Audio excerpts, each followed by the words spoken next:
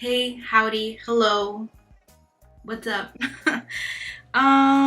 It's been a long time, y'all. It's been a long time. By the way, I'm gonna be brushing my hair, but it's been a long time since I've recorded, and honestly, I did not really know where I was gonna take this particular channel. In case you guys do not know, hi, howdy, hello, my name is Vanessa.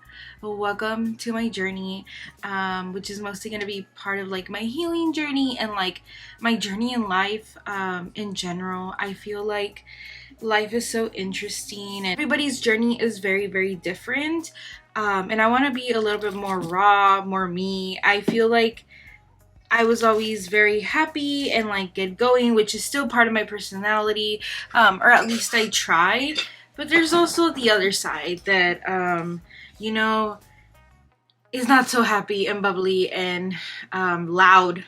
And sometimes I just like get wrapped up in my own head and don't really talk. But anyways, today I'm going to be talking about what's been going on, a little update about my life. In case you guys do not know me, then you guys will get to know me a little bit better. But like I mentioned, my name is Vanessa, and I do run a little YouTube channel called Vanny's Corner, and that started off as a makeup channel and ultimately became a K-pop reaction channel, which I know it's like such a drastic change. But yeah, it went from me doing my makeup to me reacting to K-pop and completely falling head over heels for like the music and the artists and fangirling in general.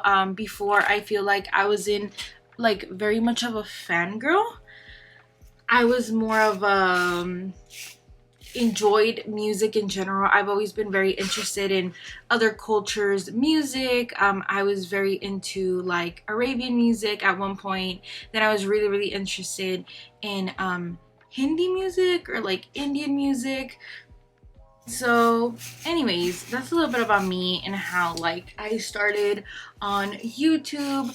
But ever since I was like 12 years old, I want to say around that time was when I could say that like I knew that I had depression and that anxiety wasn't really in the picture, but I did have a lot of depression. And I remember that my parents were already aware of it, I think, before I knew I was aware of it.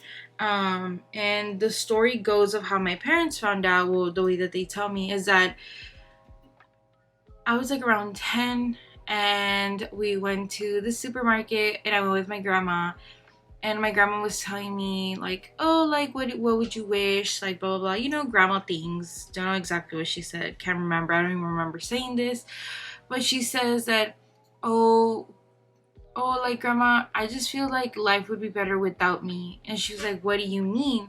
And she's like, yeah, like if I wasn't here anymore. And it breaks my heart because whew, of course my dog would be like, fucking thank you. That's how she is, my emotional support. Like, she completely distracted me from like wanting to like cry. But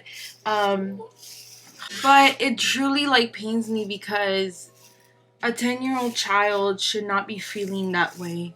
And it sucks because there's so many children, you hear it all the time, like this little boy did this and like he ends up like unaliving himself, and then you have this other person and it's the same thing, and it's like this little girl, and then you're like, but why? They're so young. I don't understand how, like, and some of them have really bad and hard and difficult background stories, but I most of the part didn't.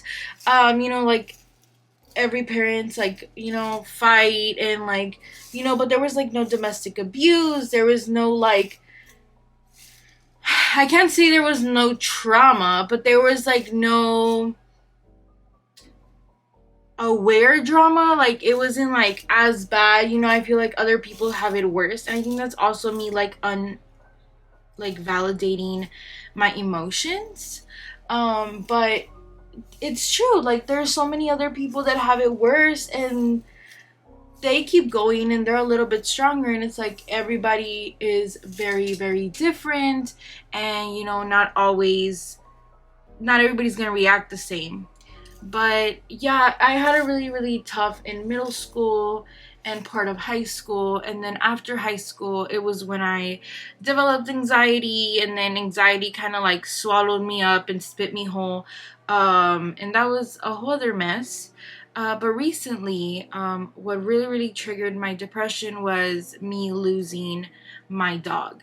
My dog was my emotional support pet, and he was always by my side. He was extremely attached to me, and I was extremely attached to him.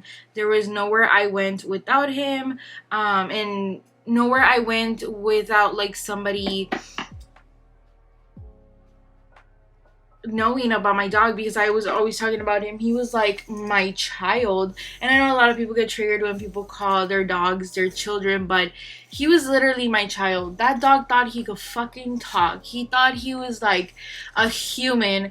But that's what really, really triggered my anxiety. And not my anxiety, my depression mainly.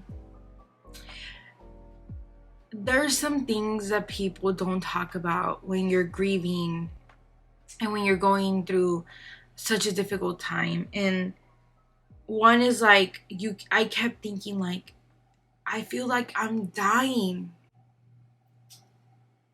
How do parents do this shit?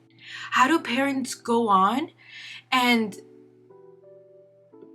not even go on with their life? Because I know a lot of them don't, and a lot of them, you know, they try to live, you know, because you really try to do and like move on and whatnot.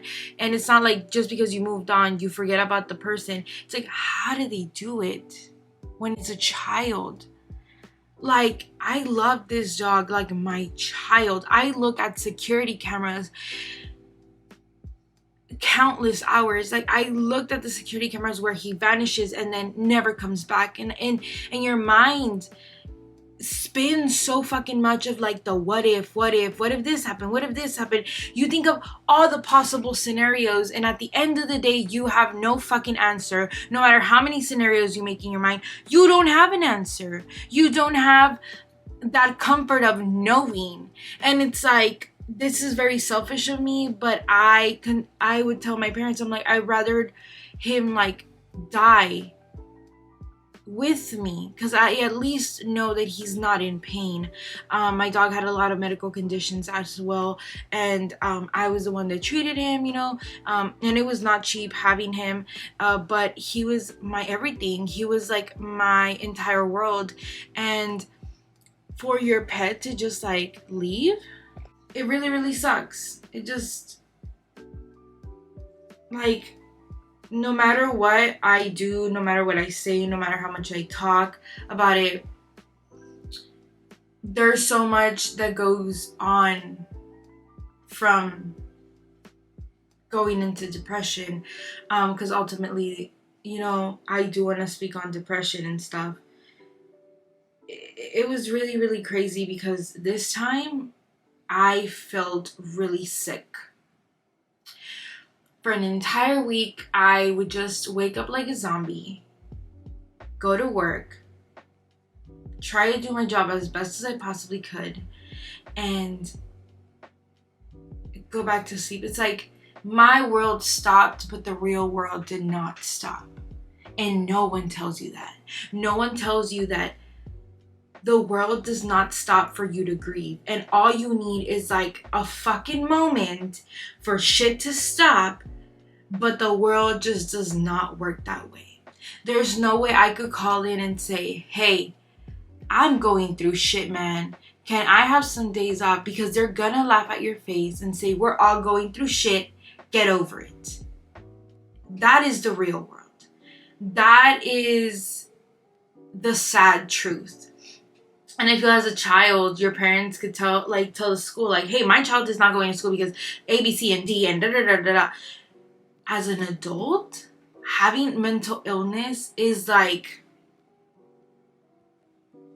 you know, like, it's 1,000 times worse, because you have to be your own parent and nurture yourself and like take care of this side that's like crumbling. And no one will truly understand. No one could take away the pain. Like, no one could come in and take away your pain. And I just wish that there was a pause button in the world. I wish I could grab this controller and press pause for a fucking second, because that's how much it hurt.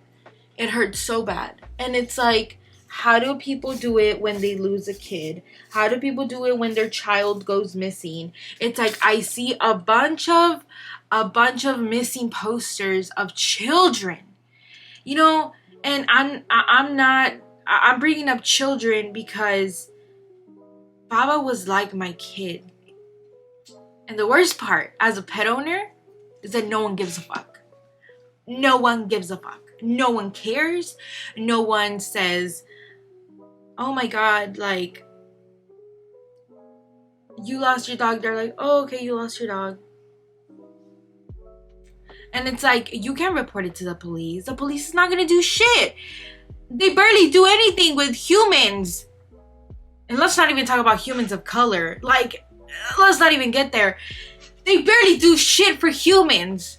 No one gives a shit. Like, no one does. And it's like, that's the sad truth. That is the sad reality. And it's like, what do you do? How do you cope?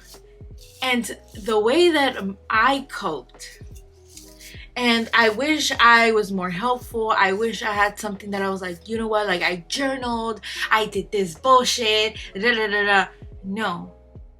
My mind could not possibly handle it. And it pisses me off because it's like, if I'm like this weak bitch, my mind erased all my memories.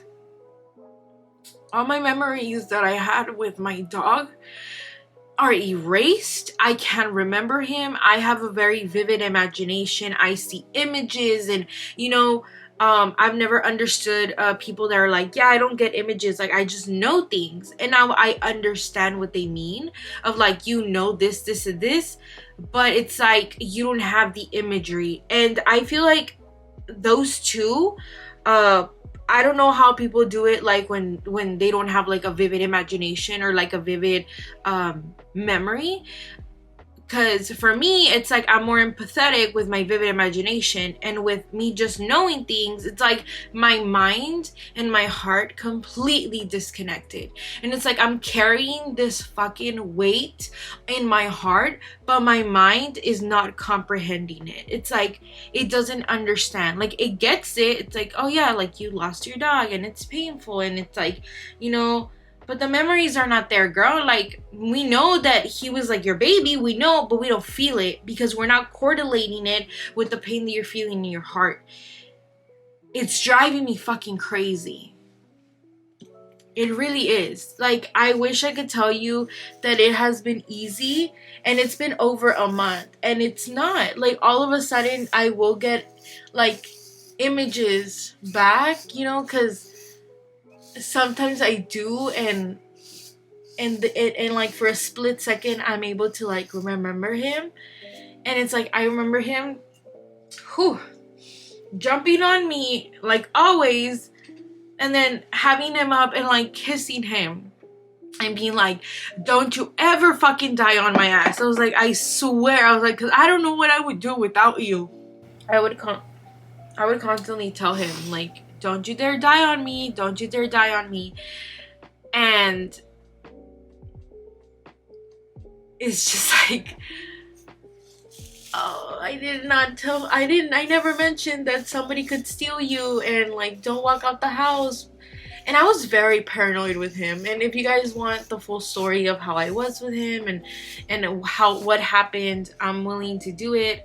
Just let me know.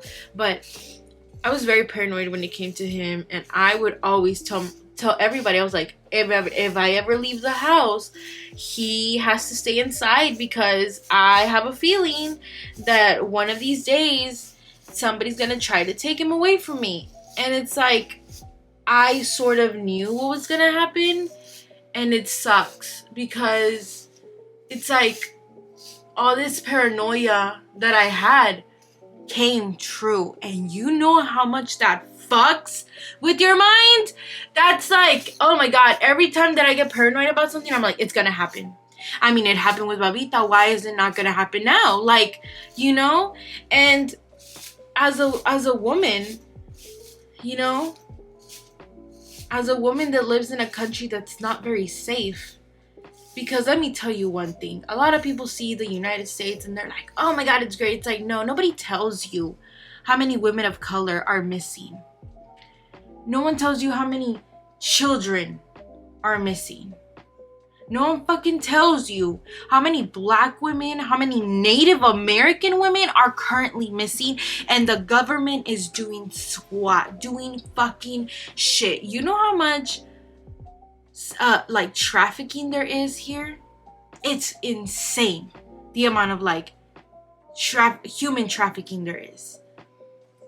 And it's like, I'm not safe, you know? And that just adds on to like my depression, my paranoia, my anxiety, and it's like this vicious cycle. And you know, this is just the first part, you know, like these are things that I'm like learning along the way. And it's like things that I thought would completely destroy me. Let me tell you one thing, they don't. They really don't. As a person that suffers from depression, that I know I have really bad episodes of depression, and I was doing so good. It had been like about a year and a half. Great. Just like I was feeling alive again. And life decides to throw me this fucking curveball, and here I go again with my depression. There's some days that I am like, I'm not gonna make it. Like, I just don't want to make it anymore. And it's like, it truly, truly, truly has made me stronger, has made me realize how strong I am, has made me realize that things that I thought would literally kill me didn't. And I truly believe that there's some people that die out of sadness. Like, I truly felt like I was gonna die out of complete and utter sadness. And it's like, they always ask, like, are you ever suicidal? And it's like, of course, I'm suicidal all the time, but I don't do it. I don't do it because I don't want to hurt the people that are around me. I don't want to hurt my brother, my mom, my dad. Like, there's already been so much shit in my family that I'm like, I'm not gonna add to that. And also, mama did not raise no weak bitch. So I'm gonna continue fighting, and I'm gonna continue to go through it, and I'm gonna continue to prove to myself that I could fucking make it, and that it's worth making it, because I'm gonna make my dreams come true, and I'm gonna do everything I want in this life, because it doesn't fucking matter. Nothing fucking matters. Like, it doesn't matter. Like, if you look like a fool in front of someone, it doesn't fucking matter, because at the end of the day, they're not gonna be living your life, and you're not gonna be living theirs. And that is a completely different topic, but that's something else that I learned from my depression. That it doesn't fucking matter. Like, honestly, like, do whatever the hell you want. Want to get a face tattoo? Get the fucking face tattoo, you know? There's gonna be some consequences. Like, boo-boo, I'm not telling you that there's not gonna be any consequences. Like, there's gonna be, you know, like, people are gonna probably treat you different. But if that's something that you want in your life, and that you want to prove to others that no matter if you have a face tattoo or not, you're still an amazing human being, because people like really correlate one thing with the other, then do it. Fucking do it. It doesn't matter what people like think of you. It doesn't matter what people say of you. Be happy. Find your happiness, and don't let that happiness rely on other people, because if you have depression, then you already know that your own mind is fucking with you. The own like fucked up chemistry that we have in our brain is already messing with you. Life is already gonna try to knock you down. At least try to be happy while it's knocking you down. Okay, y'all, so that made absolutely no sense, but what I meant was like, at least try doing what you want to do, not caring what other people think of you, and find a little bit of joy in that while you're going through like an episode, because it will bring a little bit of joy into like that darkness that you're already going through.